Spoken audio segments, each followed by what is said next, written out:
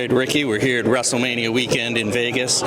You were, the last time we saw each other, we sat in a green room at UNO Lakefront Arena, and you had no idea what you were doing, even though you were one half of the tag team champions at that other promotion. And I wondered, how's it feel to know what you're doing this time around?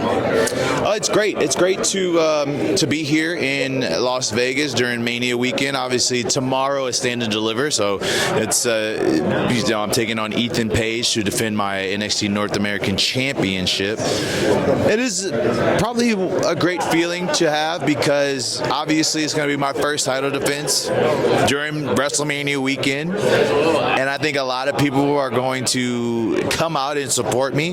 So it's great to know, like, I got the fan support. It's great to know that I got my family support. It's great to know I got my peer support. Yeah. Now, you changed your name from Starks to Saints, and obviously that's a nod to New Orleans and our hometown.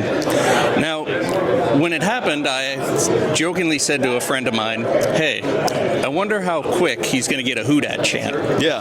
Was that intended at all, or did it just happen naturally? I think that was just an organic thing. So if it happens, it happens. If it don't, it don't. But hopefully, either way, I think it's a good nod to the city of New Orleans at least. Hopefully next year you can be in the Superdome wrestling. Next year I will be at the Superdome for sure. Going for the Intercontinental Championship or something else. Right. Do you have a preferred opponent? Definitely Cody, but it can be for the WWE title. And yeah, that would be a hell of an accomplishment. It's got to get past Cena first, though. So yes, sir. Finally, do you have any thoughts on your upcoming match with Ethan Page? Oh, yeah, that's an easy one. Definitely taking it to the limit. Obviously, I'm going to walk out of Las Vegas as still the new and reigning, obviously, NXT North American champion. So there's no doubt about that. I noticed in your history you used to be part of a tag team called the Woke Queens. What exactly was the gimmick with that?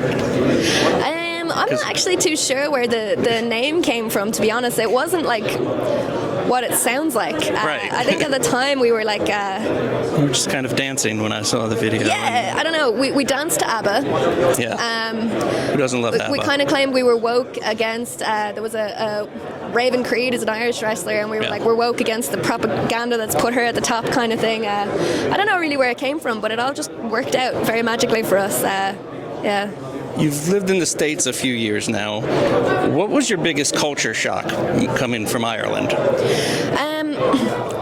No kettles in the hotel rooms. We like a good cup of tea, you know? I'm Irish. I need a kettle, an English breakfast tea bag, and some milk. And American hotel rooms just don't seem to understand that. That's funny. All right. You have a tag team title match coming up this weekend. I do. Any thoughts on that? Thoughts on my tag match? Yep. Biggest match I've ever had. I feel like I say that every week now. But yeah, going in, tagging with a woman, that's a big reason that I wanted to do this. Against, Liv and Raquel, who are on an incredible run right now. It's a huge opportunity. Do you wish you were defending that belt? The Intercontinental belt? Of course I do. I want to put it on the line as much as possible. May not be at WrestleMania, but when I walk out as a double champion, it doesn't mean that I'm not prepared to, put this on the line a whole lot more going forward. If that means having 2 matches in one night, tag champion and IC title, I'm more than willing to do that. I'm the one to do it. With the rumors that there might be an Evolution 2 this summer, is there anyone you would prefer to face? It would be really cool to get in the ring with Rhea again, but also I think there's a lot of women that I have yet to face, so maybe someone I haven't faced yet would be really cool. And finally, how do you plan on celebrating your tag title victory this upcoming weekend? Crumble cookies. All right, Stephanie, you have a big title defense against 3 other women. Tell us what your plans are to strategize for that match. I'm nervous. I need to be honest. I'm nervous because it's a big challenge.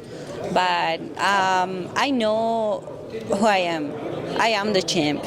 So I will save the champ. I'm ready. I work hard every day for a champion. So I will save the champion. You guys made your debut at NXT TakeOver in New Orleans. Do you have any memories from that day? So, yeah, it was not a lot, but yes, more of the feeling than the memory.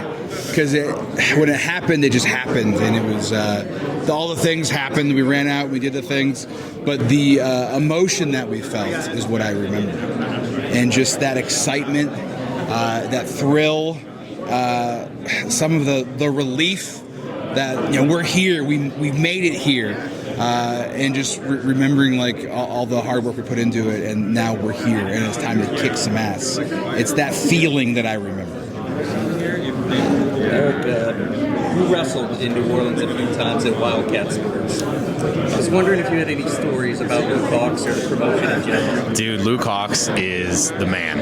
I love Luke Hawx, and he was really good to me, both when I was healthy and when I wasn't. So one of the things that most people don't know, when I had my motorcycle wreck in 2014 and I almost died, I had left my real job at the time. I was working in construction. That morning, that night, I went out on my motorcycle, wrecked, destroyed my arm, had surgery, had people telling me I would never lift weights again, never wrestle again. Luke brought me in and still paid me to come in and just appear at Wildcat Sports, and like I will never forget that gesture, because at the time I was broke. I was unemployed. If I didn't wrestle, I didn't eat. And Luke made sure that I had food on my table. Like, he is a brother, he is a friend. He's one of those guys that like I don't have to see, every week or every whatever. And like when I see him, if it's been 5 years or 5 days, we just pick up like it like it never happened, or like there's been no space. He's doing some cool stuff right now. Yeah, man, he's like, Wildcat Sports is awesome. I know that they gave Shane Taylor a promotion. They gave Shane Taylor like a platform before anybody else. Like, he saw the genius and the potential in that guy. Shane's a little brother to me. So like, yeah, Wildcat Sports, that's got a very, very close place in my heart. Yeah, I love them, and just the city. I love New Orleans. And finally, what do you guys think your odds are against the New Day? Well, it's Vegas, right? So I think odds are 100 to 1 that we smash those little twerps in the face and come out with these tag team titles. Hopefully next year you guys will still be champs and defending them in the Superdome. I would love that. All right, thank you.